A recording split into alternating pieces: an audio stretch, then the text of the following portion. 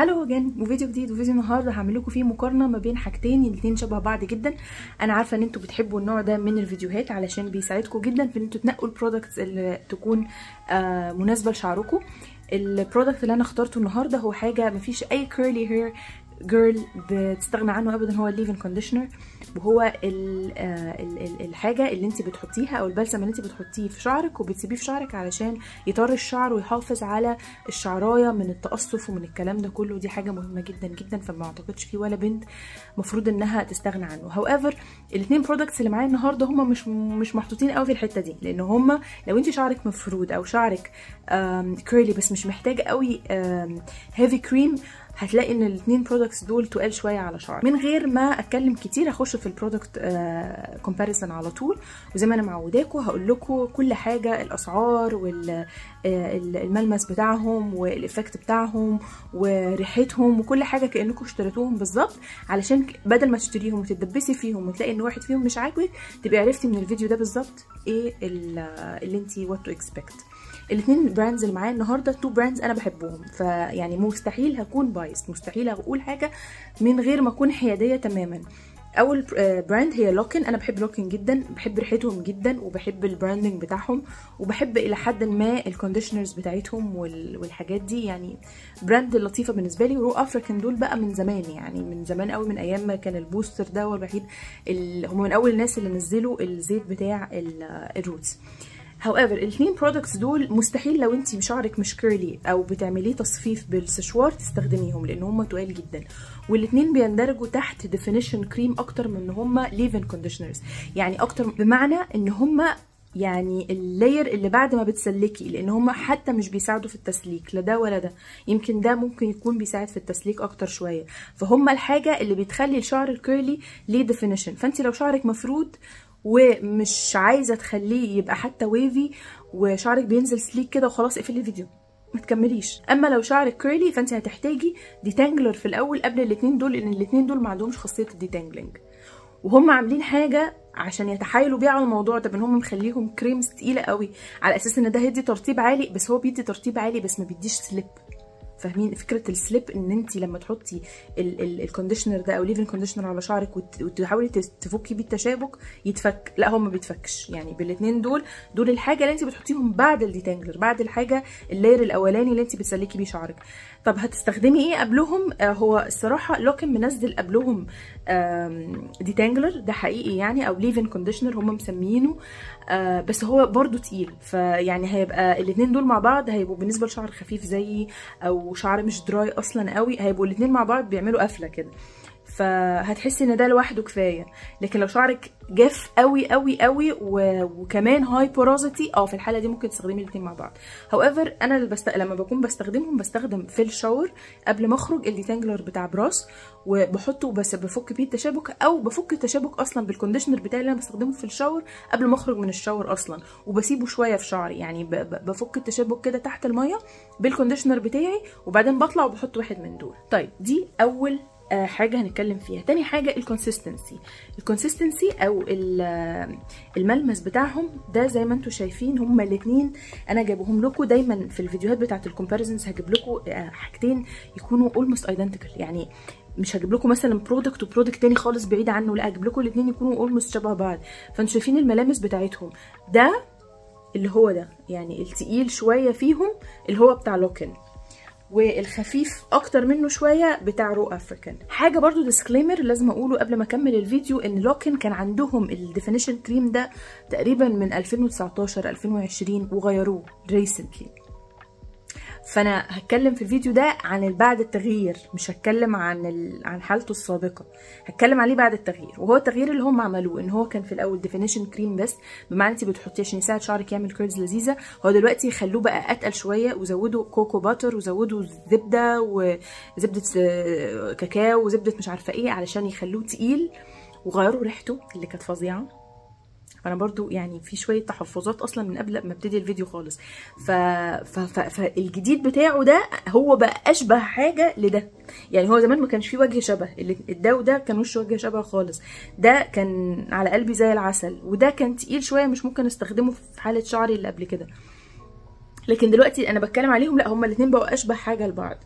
طيب من حيث الكونسيستنسي او الملمس بتاعه، ده تقيل قوي يعني. ده بقت تاخدي منه حبه صغيره قد كده بيغرقوا الشعر وبيخلوه حقيقي اوفر، يعني بيخلوه بيست اون توب اوف ذا هير، وبيخلي الشعر يعني ممكن يبقى عرضه للهايجرال فاتيج بسرعه، يعني ممكن يترطب اوفر مويسترايز بسرعه. وخاصه ان انا مش شايفه في الانجريدينت ليست بتاعته حاجه فيها بروتين، معظمها اويلز، ارجان اويل وكيرنل اويل وكاكاو باتر وسيد مش عارفه ايه باتر، وكلها حاجات زيوت وزبدات وكده، فهو هيفي قوي اون مويستر. ومفيش بقى المويستر بروتين بالانس اللي يخلي الشعر يبقى مش تعبان من كتر الترطيب اللي خده، او يخلي الشعر قادر يتنفس من خلال كل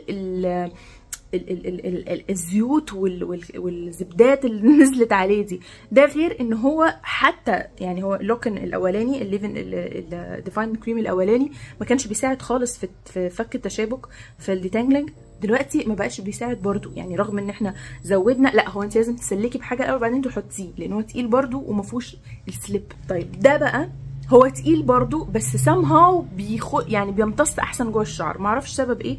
ده برضو معظم الحاجات اللي جواه سترايل الكحول وماء مقطر ومش عارفه كبريليك ايه وجليسرين وزيت لوز حلو، زيت الشيا، زيت جوز الهند. طيب احنا هنتكلم ان هنا في بانثينول، في جليسرين، في ستريك اسيد وزبده الشيا بس هي وزيت الافوكادو هم الحاجات بتوع الترطيب. بقيه الحاجات كلها خفيفه فبيخش الشعر اسرع، يعني ده ممكن تسلكي بيه شعرك، ده لما تحطيه على شعرك وهو مبلول ممكن تسلكي بيه شعرك، ده لا. وكمان ده برغم ان هو تقيل جدا برضو لان هو افوكادو، بس هو في فيرجن منه بالشيا، انا بتكلم على بتاع الرو افريكان اللي بالافوكادو، ده يعني اخف شويه من التاني وما بيقعدش قوي على الشعر، يعني مش يعني لو زودتي قوي هيقعد، بس حطي منه كميه صغيره هتبص تلاقيه كويس. من حيث بقى الفينش بتاعه، يعني ده تحطيه وتحطي فوقيه مثلا جل او موس او كده او لا، ده انت مش محتاجه، لان somehow ده هو نفسه بيعمل كاست، يعني هو نفسه بيعمل مفعول الجل الى حد شويه، الدرجه دي هو تقيل. او تقيل على شعري انا برضو، في بنات اللي هي شعرها اتقل او انشف او هاي بورازيتي اكتر ممكن يكون بالنسبه لها مش تقيل اصلا خالص، بس يعني بس للدرجه دي انت ده ممكن تستخدميه كستيب اولى واخيره. يعني انت لو مسافره حته وعايزه اكتر حاجه عمليه، مش بيعمل بيشيل الفريز، بيرطب الشعر، بيسلك الشعر، وكمان ممكن تستغني عنه عن الجل، فهو ده اللي انت هتحتاجيه.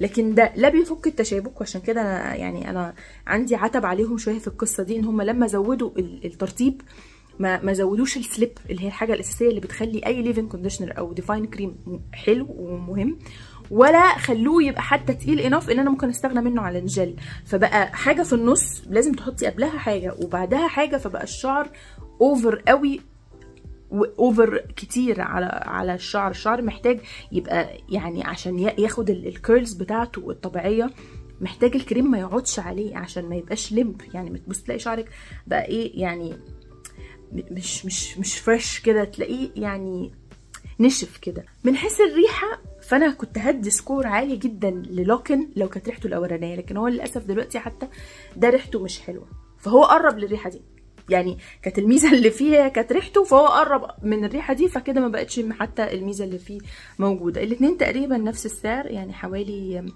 من في رينج ال 300. ام نوت شور بالظبط سعرهم كام، ممكن اكتبهم لكم دلوقتي على الشاشه بعد ما اتاكد. اما بالنسبه لليوز يعني الاكسبيرينس نفسها مع اليوز، الاثنين بيجوا بمنتهى السهوله، بتلاقيهم في رابط، بتلاقيهم في كل الصيدليات، الاثنين براندز مصريه، الاثنين البرايس بوينت بتاعتهم معقوله، الاثنين ريحتهم مش وحشه بصراحه عشان ما بقاش كذابه، هو مش وحشه بس مش حلوه، والاثنين ما بيسلكوش الشعر. فيعني الوينر ما بينهم هيبقى لمجرد ان يعني مين اللي يعني ايه اللي سد معايا فتره اطول في استخدامات اكتر، وهو طبعا هيبقى ده الوينر اللي معايا في الفيديو بتاع النهارده، واتس كلير وينر بصراحه، لان زي ما انتم شايفين دي تاني بوتل اجيبها وخلصتها لحد الاخر، لان هو يعني فعلا لو بنت شعرها اتقل من شعري شويه هتحبه جدا جدا، لو بنت عمليه جدا ومتحبش يبقى عندها كذا ستيب في الروتين بتاعها، ده هيوفي الغرض بزياده.